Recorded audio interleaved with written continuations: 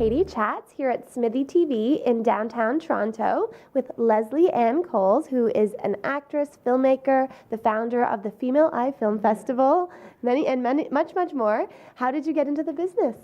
I was a dance theater artist for about 18 years, and then I transitioned into filmmaking in 2000 with a debut film, In the Refrigerator, which won a lot of awards and screened in a number of film festivals.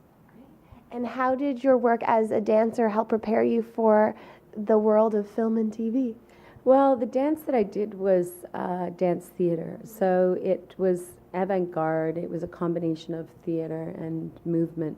And so it wasn't a radical departure for me because I was adapting novels and interpreting other media as part of the dance choreographic process. And actually my first film incorporated dance. So it wasn't a radical departure for me. It just gave my character voice as opposed to having just pure movement as a form of expression. What inspired you to come up with the Female Eye Film Festival and start the whole thing along with your daughter?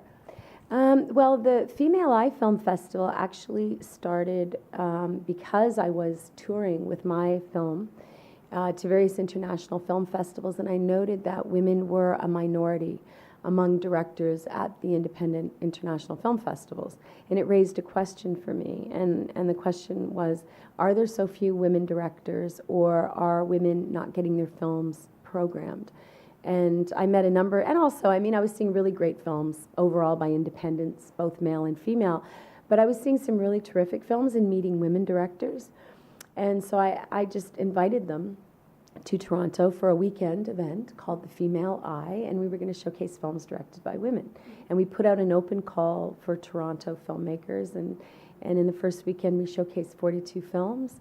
But I never thought that we would be looking at, 11 years later, in our 11th year, well, actually our 12th year, but our 11th annual Female Eye Film Festival is in June 2013. So it didn't start off with me saying, wow, I'm going to be a festival founder and director. It was more just a call to arms, and I felt that it would be a really cool event. How has it changed over the years? It's grown. It's grown from a 2-day festival to a 5-day film festival. We do welcome men into the script development program. We have great honorary directors. We've become a competitive film festival. We've had Catherine Hardwick out, Mary Herron, Deepa Mehta, Patricia Rozema. So we have a really great, we have a good reputation as Ontario's one and only international Women Directors Film Festival. Do you have more insight into perhaps why women seem to be underrepresented in the entertainment business as a whole? It's interesting because I was just having a conversation with someone out there about that. Well, it would seem that that through Women in Film and Television Studies and Women in View and the Female Eye, that for whatever reason, women work in the industry, and they do work a lot as producers, line producers, writers, and they work in the pretty department. And as ADs, and there are more women in cinematography now. But women in cinematography, women DOPs are still under, sort of fall under the radar, and women directors. So, I think part of it is that I think when we close our eyes and someone says, envision a director, I think that we still see a male behind the camera, wearing a fedora or something. I don't think we've really broken through that glass ceiling, unfortunately. I think it's a big responsibility to make a film. There's a lot of money that goes into film. And I think that speaks to the fact that the majority of films that come to the film festival are documentaries, short documentaries, or short films, animation, experimental. We're always looking for features, and the European market tends to have. Sorry, my hair is going in my eye.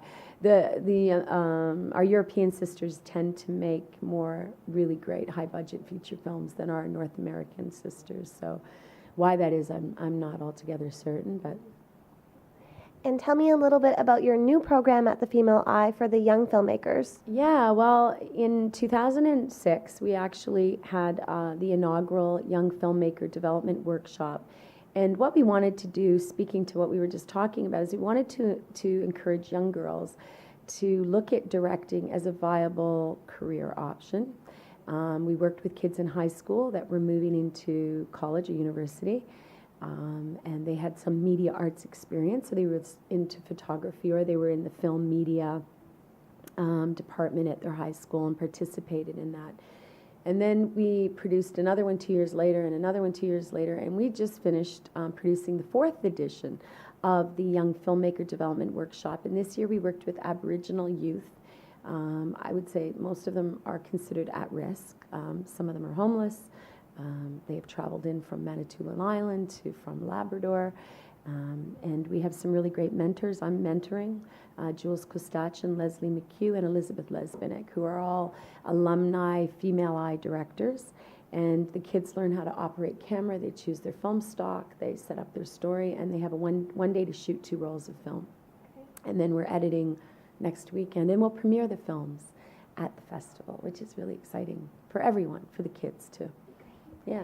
And where is the best place to find out more information on you and on the festival online? www.femaleeyefilmfestival.com. Our website is under construction right now, but there's information. If you just Google the Female Eye Film Festival or myself, you'll come up with a lot of information.